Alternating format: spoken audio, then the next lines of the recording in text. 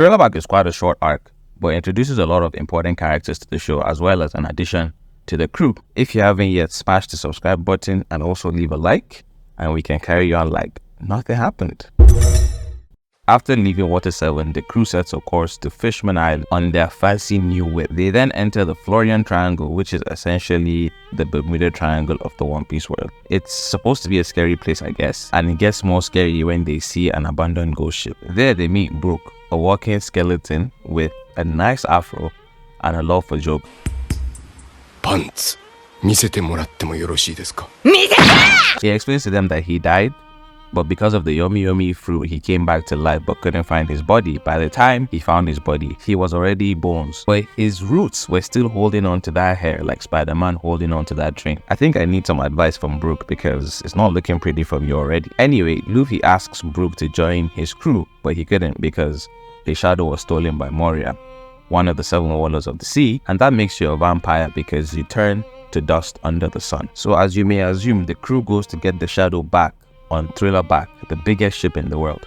On Thriller Bark, we meet Moria, the captain of the ship and also a devil fruit user. He wants to build an army of undead soldiers to beat Kaido, one of his enemies and also one of the emperors of the sea, and also become Pirate King. Luffy, Zoro, Sanji and Robin's shadow ended up getting stolen, and Luffy's shadow is placed in Oz, who was from a race of powerful giants. Now this is where I'm just going to quickly summarize what happened because I mean, as I said before, nothing special. The crew fights the mysterious four, who include Moria, Absalom, who ate the invisibility fruit, Dr. Hogback, and Perona, who ate the hollow fruit. Eventually they were all beaten, but Moria, who was controlling Oz at that time, gave Luffy a tougher time than the rest. So in order to beat him, Luffy was given 100 shadows by Lola and her crew. Lola, by the way, is Big Mom's daughter.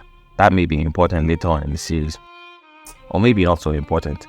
Anyway, he gets 100 shadows and becomes Nightmare Luffy and also Blue. Using that power, he beats Oz. Moria then uses 1000 shadows to become his ultimate self, but it was too much for him to handle and he ended up being beaten by Luffy and all the shadows returned to their owners. On the other hand, Brook fights the corpse that has his shadow, who was the legendary sword god Ryuma from Wano, but was too much for him, so Zoro steps in and duels him, eventually winning him and also earning the respect of Ryuma as well as his sword, Shisui. After the fight with Moria, Kuma appears, another member of the 7 Warlords of the Sea, and quickly packs up the rest of the tired crew except Zoro, who he makes a deal with. The deal was to take all of Luffy's pain that he accumulated during the battle in exchange for the freedom of the crew.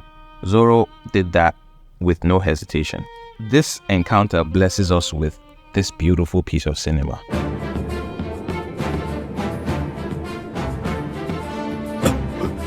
なんだこの血の量は！おい生きてんのか？あいつはどこだ？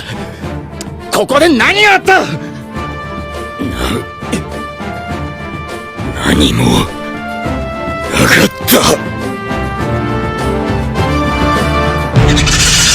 た。 After everybody wakes up, as usual, what happens at the end of every arc? They throw a big feast, and that's where we figure out, or we find out, Brook's backstory.